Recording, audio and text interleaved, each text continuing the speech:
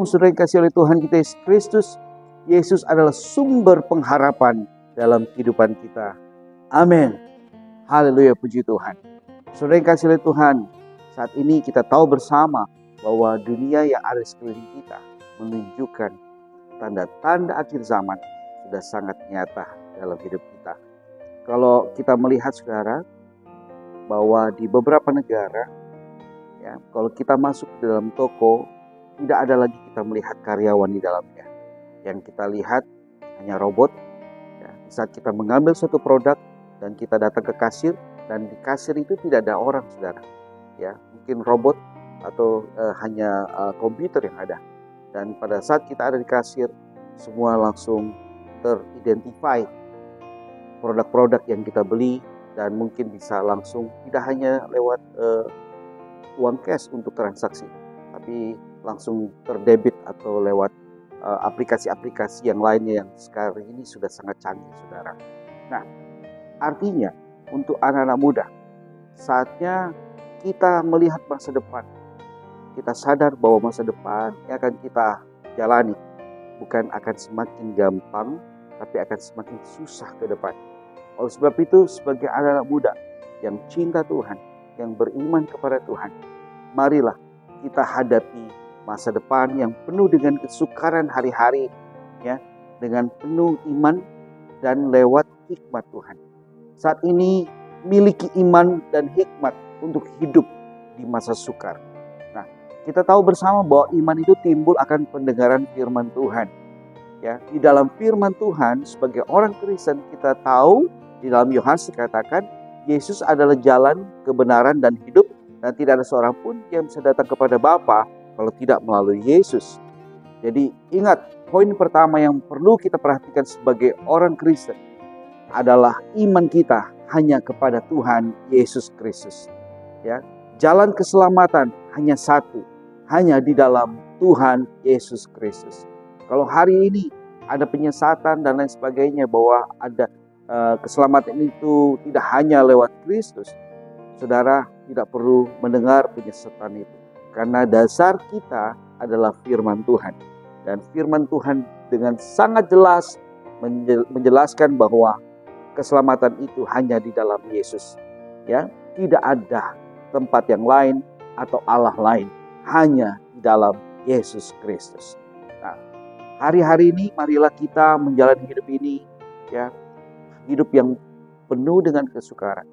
Kita harus rajin baca firman Tuhan, rajin melekat dalam memuji, menyembah, memuliakan nama Tuhan. Hari ini saudara ada 2 poin yang saya mau bagikan kepada kita semua. Kita akan melihat keadaan manusia di akhir zaman. Itu sudah tertulis di dalam firman Tuhan, saudara. Keadaan manusia di akhir zaman. Sama-sama kita buka di dalam 2 Timotius 3 ayat 1. Keadaan manusia di akhir zaman. Ya. Ketahuilah pada hari-hari akhir zaman akan datang masa sukar. Nah, itu di ayat 1, saudara. Bahwa kita sudah disadarkan lewat firman Tuhan 2 Timotius 3 ayat 1 ini, bahwa sudah tertulis, ketahuilah bahwa pada hari-hari terakhir akan datang masa yang sukar. Nah, kita akan lebih lagi dalam masa-masa sukar yang seperti apa yang kita akan alami ke depannya. Ayat kedua dikatakan manusia akan mencintai dirinya sendiri dan menjadi hamba uang. Mereka akan membuat dan menyombongkan diri. Mereka akan menjadi pemfitnah. Mereka akan pemberontak terhadap orang tua dan tidak tahu berterima kasih. Tidak memperdulikan agama. Tidak tahu mengasihi. Tidak mau berdamai. Suka menjelek-jelekan orang. Tidak mau mengekang diri. Garang. Tidak suka yang baik. Suka berkhianat. Suka mengkhianat. Tidak berpikir panjang. Berlagak tahu. Lebih menuruti hawa nafsu daripada menuruti Allah. Ya, secara lahiriah mereka menjalankan ibadah mereka, tetapi pada hakikatnya mereka memungkiri kekuatannya. Jauhilah mereka itu. Ya, saya kasih oleh Tuhan. Kita tadi baca, saudara, ayat 1 sampai 5 mengerikan. Ya, bahwa hari-hari yang jahat ini dunia bukan semakin baik, tapi semakin jahat. Orang lain sepertinya beribadah, tapi mungkin hatinya jauh daripada Allah. Orang-orang akan lebih cinta uang. Orang-orang akan lebih cinta uang daripada Tuhan Yesus, daripada keluarga. Ya, orang-orang akan membangkang dan lain sebagainya. Kalau kita melihat keadaan hari-hari ini sudah sangat terjelas. Ya, banyak kasus-kasus ya yang sangat menakutkan.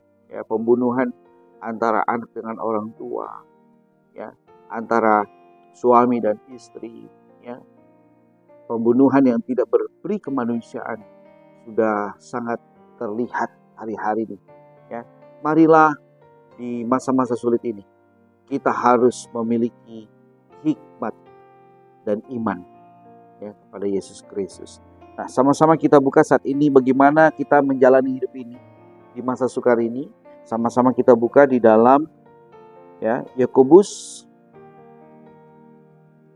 ya ayat 1, Yakobus 1 ayat 1 sampai 8. Yakobus 1 ayat 1 sampai 8. Dikatakan begini, Saudara. Salam dari Yakobus, hamba Allah Tuhan Yesus Kristus kepada ke-12 suku di perantauan, iman dan hikmat. Saudara-saudaraku, anggaplah sebagai suatu kebahagiaan apabila kamu jatuh ke dalam berbagai-bagai pencobaan. Sebab kamu tahu bahwa ujian terhadap imanmu itu menghasilkan ketekunan. Dan biarlah ketekunan itu memperoleh buah yang matang, supaya kamu menjadi sempurna dan utuh, ya, dan tak kekurangan suatu apapun. Ya, apabila di antara kamu yang kekurangan hikmat, hendaklah ia memintanya kepada Allah yang memberikan kepada semua orang dengan murah hati, dengan baik, tidak membangkit-bangkit. Ya. Maka hal itu akan diberikan kepadanya. Hendaknya ia akan memintanya dalam iman, dan sama sekali jangan bimbang, sebab orang yang bimbang sama dengan gelombang laut yang diombang-ambingkan kian kemari oleh angin. Orang yang demikian janganlah mengira bahwa ia akan menerima sesuatu dari Tuhan, sebab orang yang mendua hati tidak akan tenang dalam hidupnya. Saudara yang kasih oleh Tuhan, bagaimana kita menjalani hari-hari yang sukar ini? Kita butuh iman dan hikmat Tuhan. Iman kita, seperti tadi saya katakan, hanya kepada Yesus Kristus Tuhan. Kita percaya pertolongan kita datangnya daripada Tuhan Yesus Kristus. Tidak ada dari orang lain, datangnya hanya daripada Tuhan Yesus Kristus. Ya. Saudara, perlu kita ketahui bahwa hari-hari yang jahat ini, mari kita juga memiliki hikmat. Kalau saudara tidak memiliki hikmat, minta sama Tuhan. Ya. Minta sama Tuhan untuk kita mengetahui apa yang harus kita lakukan ke depan. Minta hikmat Tuhan. Lewat pembacaan firman Tuhan, ada hikmat-hikmat Tuhan yang Tuhan beri dalam kehidupan kita. Ya, kalau hari-hari ini kita menghadapi suatu masalah, suatu pergumulan, berbahagialah kita. Ya, kenapa? Lewat masalah itu kita sadar bahwa kita butuh Yesus. Dalam masalah itu kita sadar bahwa kita bukan orang yang super power, bukan orang yang luar biasa. Dengan masalah yang kita hadapi, kita sadar bahwa kita hanya manusia biasa dan kita membutuhkan Yesus dalam hidup kita. Marilah hari-hari ini kita minta hikmat Tuhan. Ya, di saat kita menghadapi suatu masalah, mari kita datang kepada Yesus, yaitu sumber pertolongan kita, sumber pengharapan kita. Ya, dan tentunya di saat kita mengangkat tangan kita, kita minta tolong sama Tuhan. Kita katakan, Tuhan, tolong kami ya Bapa. Di saat kita berseru kepada namanya, di dalam nama Tuhan Yesus Kristus, sehingga Tuhan turun tangan dan menolong hidupmu. Dia tidak akan membiarkan hidupmu jatuh tergeletak. Dia tidak akan membiarkan hidupmu berjalan sendirian. Dia Allah yang setia, Allah yang selalu menolong, Allah yang selalu menjaga kita, Allah yang selalu memberkati kehidupan kita. Oleh sebab itu, milikilah iman dan hikmat untuk kita bisa menjalani hidup-hidup yang sukar ini. Sehingga kita percaya dan yakin bersama dengan Yesus, kita cakap lakukan perkara-perkara ajaib dan luar biasa. Sampai jumpa di program selanjutnya, saudara. Jangan lupa berdoa, jangan lupa baca firman Tuhan. Ya, jangan lupa memuji, menyembah, memuliakan nama Tuhan di dalam roh dan kebenaran. Dan jangan lupa bersaksilah kemanapun kau pergi dan berada. Sampaikan kepada dunia bahwa Tuhan Yesus adalah satu-satunya jalan kebenaran dan hidup di dalam kehidupan kita. Tuhan Yesus memberkati. Shalom.